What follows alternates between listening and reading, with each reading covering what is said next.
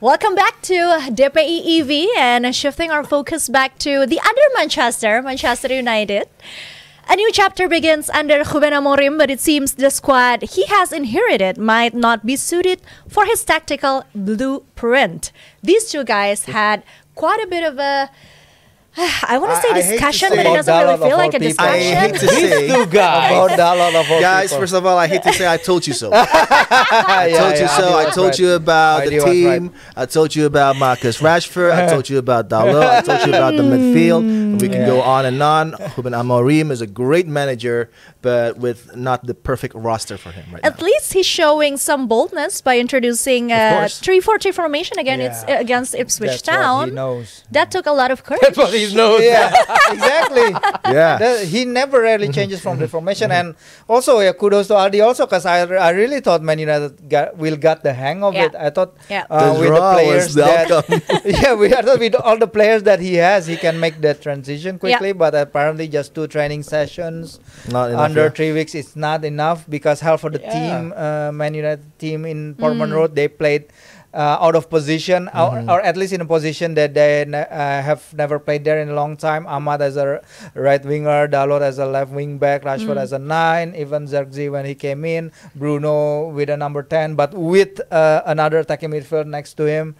Yeah, I think this is the downside of having a new coach, a very systemic coach coming in the midst of a really tight schedule. Yeah, he's not really making that adjustments in the training field. Yeah, when you remember when Slot came in the start of the season, he tinkered a bit with the formation. He tried to make it work with the French players, because the at preseason, at preseason in America, the atmosphere was conducive there, no pressure atmosphere. He can try multiple systems. Even he said that maybe the system that I use now in June and July will not be the same exact system that we will be using when the season starts, and it proves to be that's a learning curve that Amorim that just doesn't have the luxury now.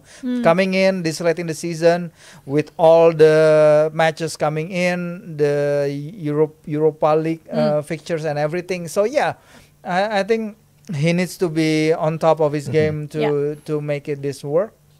But I think this is what's funny. I don't know if you guys concur. I think from minute 1 to minute 10, then 15 maybe. That's the team. We know the way that he's going to play. Yeah. That is the style of Amorim. Quick pace from the flanks, aggressive from midfield, trying to create overloads and situations and stuff. Even the goal was reminiscent of a lot of Gyökeres goal for Sporting, right? The swift movement from Amad Diallo, wing backs with such quality. But for Manchester United, the quality of the players, the level of fitness, it's just there for 15 minutes. They can't retain it. Second half, it was a joke. They can't control the game. We're going to revert back to Ten Hag, and just I've always said this: the start of the second half, where they're trying to go with the motions, warming up again. There's some movements before you enter the pitch. They were just disconnected. They don't know what to do. This is strange for them. So the commitment is still not there. They have a great coach, but there's a disconnect. And now I think Amorim knows the quality of the players, and this is why it's going to be tough in January. So I think he needs 2-3 windows to help figure out and make a perfect team for him. And the players right now is just not good enough. Will he have to dip into the transfer market to get the player that might actually fit his philosophy? But how much money will you give Amorim? Because you just gave a war chest to Erik Ten Hag that's come to tatters. And Lenny Yoro is not playing. Maybe he is the key in that back line and trying to... I think if you look at the lineup and you see Johnny Evans, then that's the end of it. This is not like 2003. Yeah, but that's an 18-year-old trying his first time in England. I mean, it's so much responsibility. It's also very difficult for him.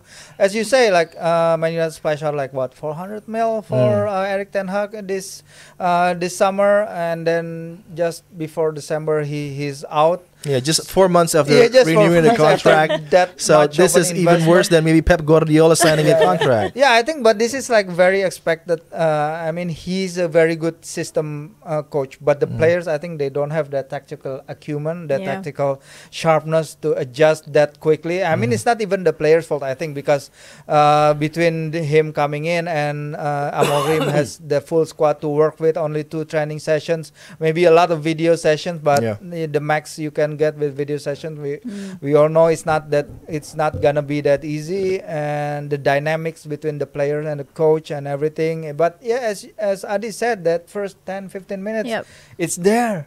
It's just a matter of like sustaining at that level. So that's the difficult one. Speaking of players, though, with the system that they have now in Manchester United, who do you think would survive, would thrive, and who would struggle the most? Knows. Who will survive? Out of all the players, who would struggle the most? We've been too harsh against Amorim.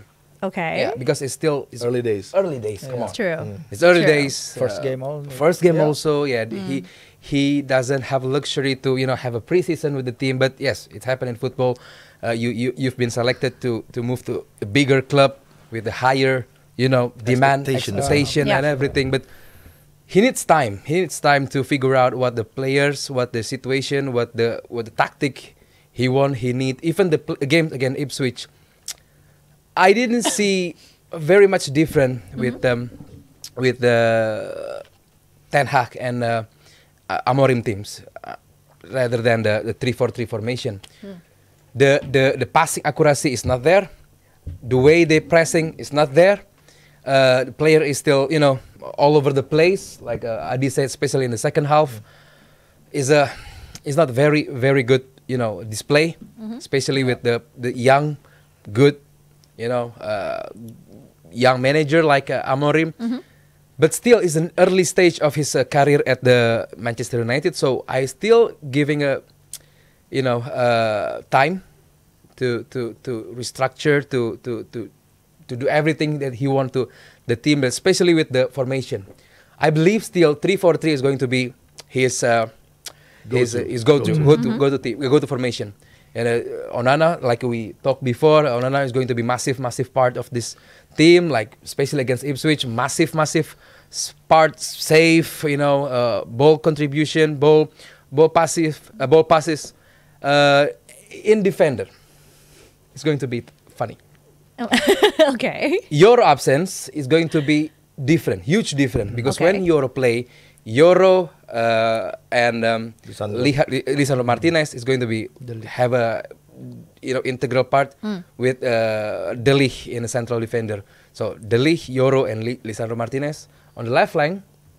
Mazraoui and Dalot in the central half is central midfield. Is Ugarte and Kobe Mainoo. Yeah. And the front two behind the twin number 10. I want to play Amad Diallo and Bruno Fernandes. And the number 9 is Højlund.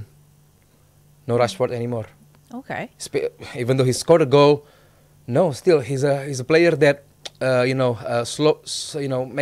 make a game is slowing. So with the pace, with the energy that Ugarte and Kobe Mainoo have, with Mazraoui versatility to track back, help defense, and also coming to the final third, especially with Dalot on the right side, and Amad and Bruno Fernandes vision, long range shot. I think it's going to be massive. In the game like in Ipswich, Rashford, Garnacho, and Bruno Fernandes. Garnacho is a player that loves to play wide. In the game against Ipswich, he plays a narrow number 10. He's not having his good times. So if Manchester he's a Man United fan. The second time. Yeah. We got that right. We got that on record. So if Manchester want to utilize Garnacho pace, he should play him as a winger. Okay. Wide area. Okay. But like Casemiro won, Garnacho should be track back diligently to track back, and also coming back again to the final third. It's not easy. He should be running all the time. like what Hansi Flick did in the Barcelona team. He won the player always run, and also player like Garnacho with the pace, very good pace. He has to run all the time. The heat map is going to be very red in the Garnacho side. So Bruno, Amad Diallo, and Højlund. So I believe still, United have the player that can do 3-4-3. Last question, and again, short answer only. You said it yourself, it's Manchester United. They have high expectation. Sure. Do you think the board and the team and the fans, obviously, are going to give Amorim the time for him to implement his vision? Otherwise, United have to pay a lot of compensation money to sack him in early stage. So I believe this time, I'm agree with Adi. Why do you look so glum though? It's not a bad thing agreeing with your because friend. Because they have to suffer. Amorim says that the team has to suffer, the fans yes, has 2-3 transfer window is going to be needed to Amorim. I don't know. United will provide a big chunk of money to Amorim, but still there's a player that Amorim needed to the team. Maybe Gyökeres, I don't know. Okay, so you think he's going to stay for now, stay, and the course. team's going to be All right then. What do you guys think? As always, we love hearing from you guys. Please write down your comments so we can debate it on our next episode. But for now, we're going to go on a bit of a break. We'll be back right after this one.